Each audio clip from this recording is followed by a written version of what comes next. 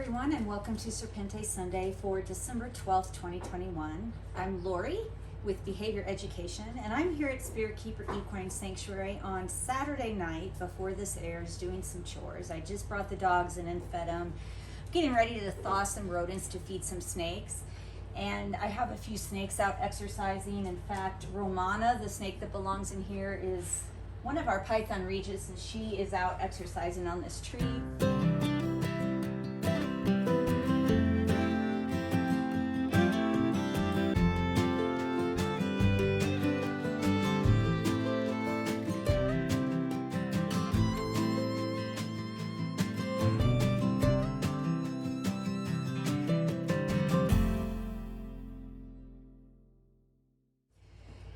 I wanted to talk to you about a topic this week that isn't the funnest topic to talk about, but I really feel it's important, and that's what to do if your snake dies.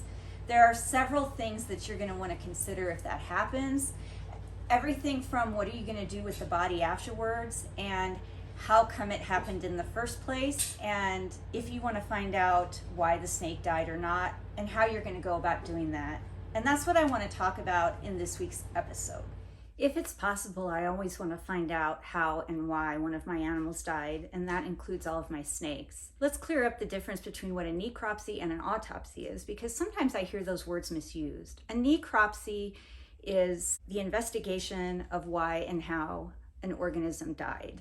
And an autopsy is when people are doing a necropsy on another human being, hence the word auto or self. So we have necropsies done on animals to find out how and why they died. And what's the difference between how and why? I mean, both of those are interrogative words. They ask questions. But how asks the question of the manner something happens. What was the manner of death? And why answers the question as to what was the reason for that happening in the first place. And I'll give you an example with a recent snake of ours that died, Sephra. She was one of our 3-year-old Morelia Bredli.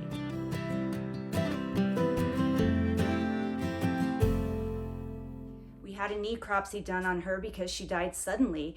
I literally just saw her on her ledge just a few minutes before she died. So I saw her doing her normal evening activity of resting on her ledge out in the open, and 15 or 20 minutes later, I found her dead on the bottom of her enclosure.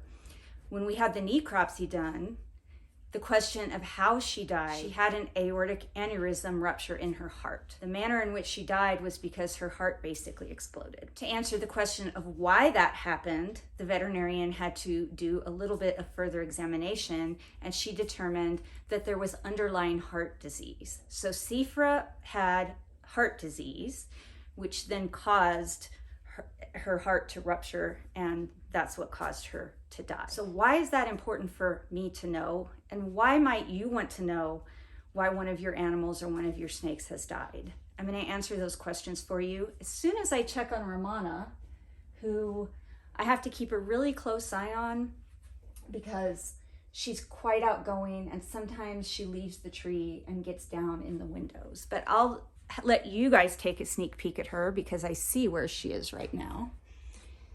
There she is.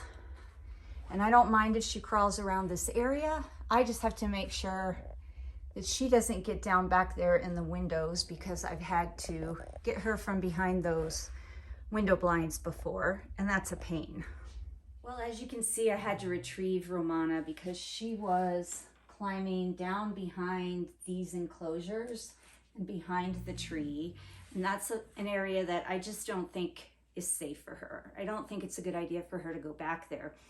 There aren't any holes that she could get out of the house through, or any holes that she can get down into the floor in, but if she were to decide to stay back there and rest or go to sleep, or just that she didn't want to come out, that would be a pain for me. It's just not safe. I want her to stay out in an area where I have access to her, because I think that's safest for her. And she's still a little baby. She isn't all that big. So I want her to stay visible when she's out exercising and remain where I can see her. But let's get back at the topic at hand and talk about the purpose of doing a necropsy on your snake. And for me, it's something that's extremely important to do because I really need to know how and why a snake in our family died, if that happens. And thankfully, we've only had it happen a few times, but it's distressing when it happens. And then it's concerning. And the first thing that we want to eliminate, hopefully through the necropsy, is determining if the snake died of something that is contagious or not to other snakes or any other animals in the household. So was a contagion involved? But we want to know in general if any injury, illness, or disease was the cause of death. Let's talk about injury first. If the snake died of some type of injury, then that could be due to just an accident, something that happened while the snake was out or while it was in its enclosure. And I need to know if that accident was my fault, if it was due to something that was wrong with my keeping, if there was something dangerous in the enclosure that the snake got hurt on, or if it was just a fluke, freak accident that could happen even in the very safest enclosure. And so I need to know that first and foremost. Was it an injury that was due to an accident? Was it an injury that was due to the prey it consumed? In other words, was the prey too large? Was I feeding it chicks and quail and a beak or a claw punctured something within the snake?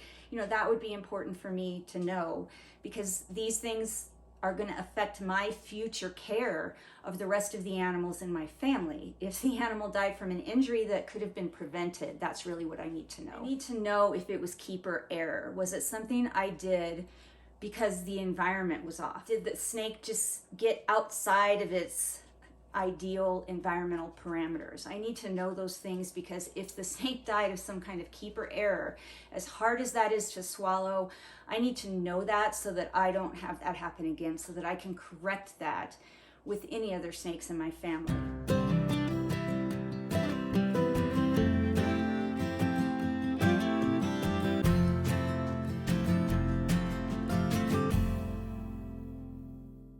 Was a feeder issue that wasn't related to an injury, like internal parasites or just something else wrong with the feeder, like a poor quality feeder or something, I definitely need to know that, because then I need to notify the company that I got the feeder from. And if they don't care about that, then I need to find a different company to get my feeders from in the future.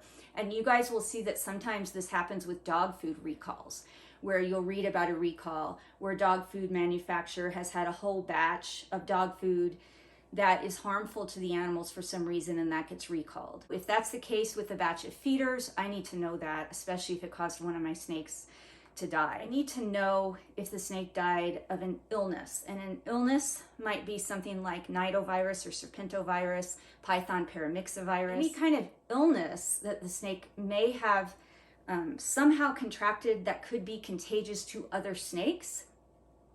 I also need to know if it was just something like an upper respiratory infection that got out of control that perhaps I overlooked and didn't notice. There are different illnesses that are caused by bacteria and caused by viruses, and I need to know if that's what killed the snake, because I need to make sure that the other snakes don't contract that same illness.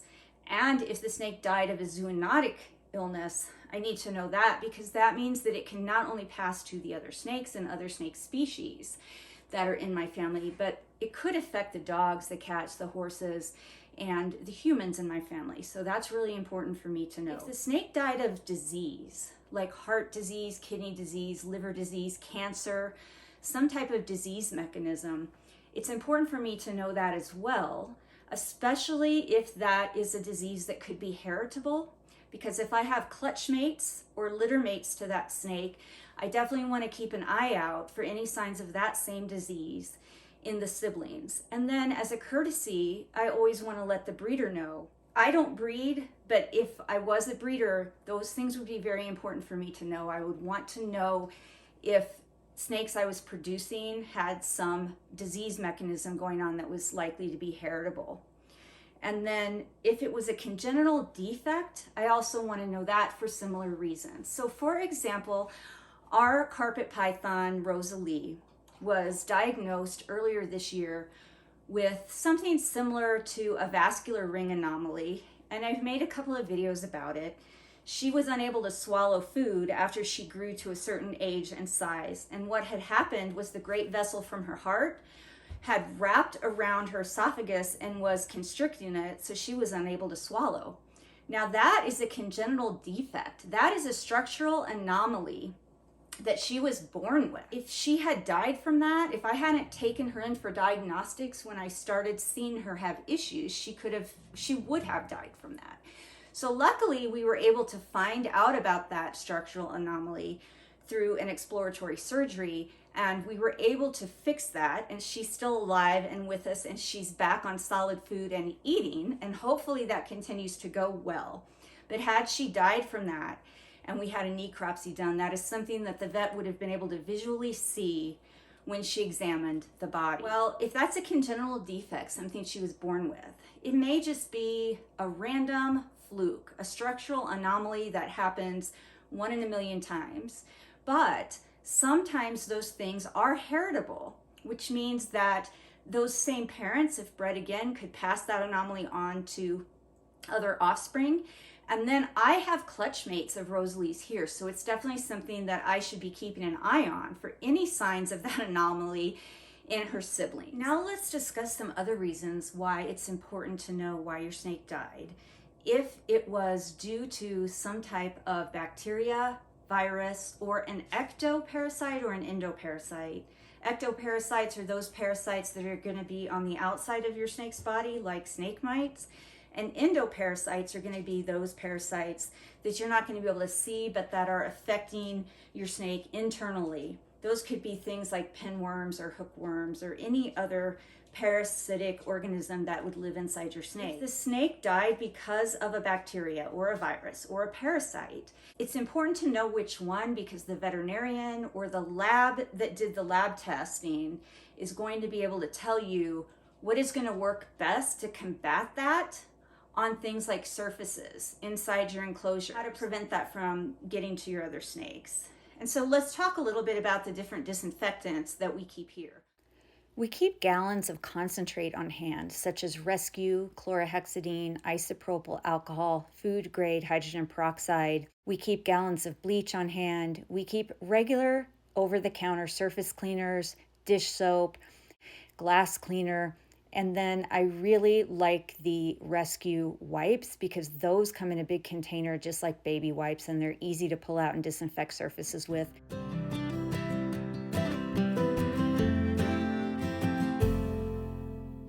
And then, of course, some things can be disinfected and sanitized just fine with normal over-the-counter cleansers that you would buy. If you don't know if a bacteria or a virus or a parasite was the cause of death, then you're not going to know what's the best disinfectant or cleanser to use in order to take care of all of those areas that your snake came into contact with, to prevent your other snakes from also getting sick or ill from or affected by whatever it is that affected your snake that died. Now let's mention a few of your options of what to do after your snake dies, after you've had the necropsy done. How do you dispose of your snake's body? And that's really your personal choice. I always choose to have mine cremated and have the ashes returned. But if you've had a necropsy done, your veterinarian can certainly dispose of the body. You can certainly bring the body back home with you and dispose of the body in some other manner yourself. I mean, that's really your personal choice. I usually choose to cremate them, and these are actually Hank's ashes. And Hank was an adult coastal carpet python who had a cancerous mass removed from between his esophagus and stomach. And that surgery was successful. And then he died after that of something else. And that's another reason why the necropsy was so important, because my veterinarian and I needed to know if Hank's cancer surgery was successful, if we had gotten all of the cancer out, or if it came back in the same place or not. And the necropsy showed that he was cancer-free at the surgery site, and he actually developed liver cancer completely separate from the cancerous mass that we had originally removed. And that was important for us to know. Why is that important for us to know? Because if that were to happen with other snakes that my veterinarian sees, or other snakes here, I would not hesitate to have that same surgery done again. And she would know that performing that surgery is likely to be successful if she's able to get adequate margins. And that means that she's able to remove the whole tumor and take healthy tissue from around where the tumor was so that there are no cancerous cells left to regrow in that area. These are Seifri's ashes. You can choose an urn. You can get the ashes in a generic container and put them in something yourself, or you can scatter them. But I just thought I would share that with you, that is a possibility. That is something that you can choose to do if you opt for that. Now here I am with our children's python, Marcel, who, if you've been watching recent videos, you know was recently attacked by cats. Through total fault of his own, he escaped from 2 different enclosures until we finally had this one designed specifically so that he could not escape from it. He was fortunate enough not to succumb to those injuries from the cat attack, but if he had, and we had had a necropsy done, necropsy may have showed that he died of an infection or that he died from damaged organs, and that would have been the manner of death or how he died. And the reason behind that would have been because cats attacked him and he had puncture wounds, and subsequently he got an infection, or the puncture wounds damaged those internal organs to the point where they were no longer able to function. So that's just another example. And I'm happy that that's not a real example. I'm happy that Marcel is doing just fine and that he recovered from that, and we now have him in a secure enclosure that he can't get out of. So can a necropsy always give you answers? I'm going to be honest with you, it can. There are circumstances where a necropsy is done and tissue samples are taken and lab tests are done in addition to the gross necropsy. And gross necropsy means the animal's opened up and the veterinarian does a physical exam of what he or she can see. Sometimes you still don't have answers. And an example of that, unfortunately, is a recent death we had of our 3-year-old Morelia Bradley named Lorca, who I found dead on Thanksgiving. So you might already know where this is going if you're familiar with how decomposition works, and if you're familiar at all with necropsies or autopsies. In order to have a necropsy done, the body needs to be refrigerated and not frozen. If the body is frozen, it interferes with being able to do the postmortem exam, and it interferes with any potential tissue samples, blood samples, lab tests that are done afterwards.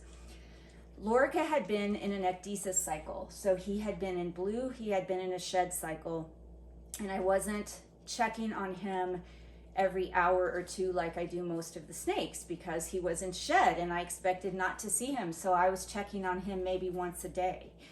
So he expired or died sometime within the 24 hours of Thanksgiving. It could have been the day before, it could have been the night before. I literally found him crawling from underneath one of his shelves over towards one of his hides, and at first I thought that's exactly what he was doing. He was crawling from one location to the other, but then upon further inspection I didn't see him moving at all, and he had died. And he had died just like that. I immediately took him out and refrigerated the body because I knew that I needed to know what happened. Was it something I had done? Was it something that had gone awry with his environment? Was it something to do with his most recent feeder, with the ecdysis cycle? Was it something contagious that the other animals could be at risk of contracting? So I refrigerated him. It's Thanksgiving. So now my vet can't do the necropsy until the following Monday. Thanksgiving was Thursday. So he was under refrigeration Thursday, Friday, Saturday, Sunday, and part of Monday. So 5 days minimum. And possibly he had been dead a day or more or less before that.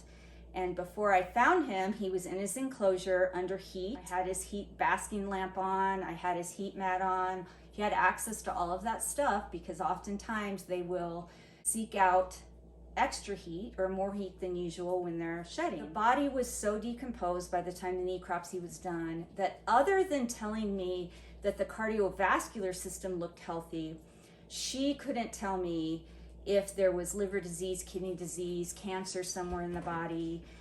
Upon just visual inspection, she wasn't able to tell me what happened. So we took tissue samples and sent those off to a lab and did nidovirus testing and testing for inclusion body disease, and that all came back negative.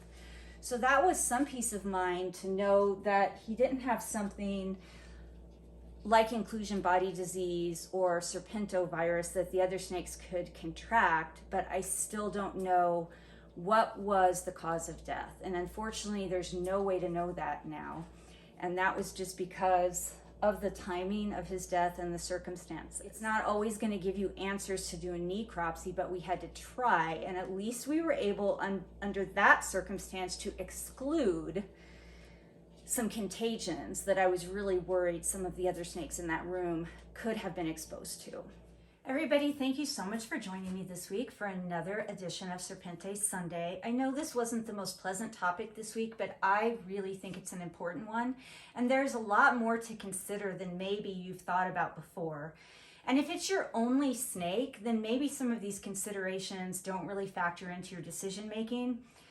But if you have more than just one snake and one of your snakes dies, or you have other animals in the home and one of your snakes died, I think it's a good idea that you find out how and why, just to rule out anything that might affect your other animals. I've got rats and mice that have thawed out, and I've got hungry snakes that are ready to eat. So I'm going to let you go for this week. I just thought I'd show you a brief glimpse of what one of my other snakes is doing this evening while I've been making this video and while I've been keeping tabs on Romana. Ronan, who is one of my Morelia Bredli that comes out 90% of his awake time and is sort of a house snake, is over there with my training equipment and my feeding tongs.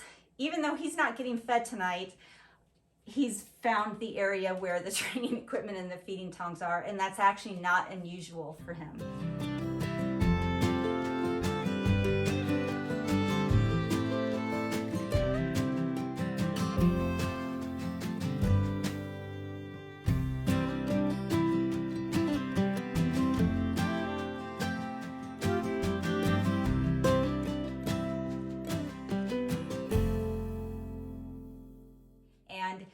No, he's never bothered me when I'm feeding other snakes. He's never once struck at me or the dogs or my husband, or accidentally struck at anything in this house that wasn't food or that wasn't intended for him. And I can go over there and grab the equipment out of the bucket, and he's never bothered me. And I've actually been tracking his activity now for almost a year. And once we hit that year mark, I'm going to share with you some statistics about the actual time that he spends out. Thank you so much, and until next time, everybody, please remember to always be kind and love your animals.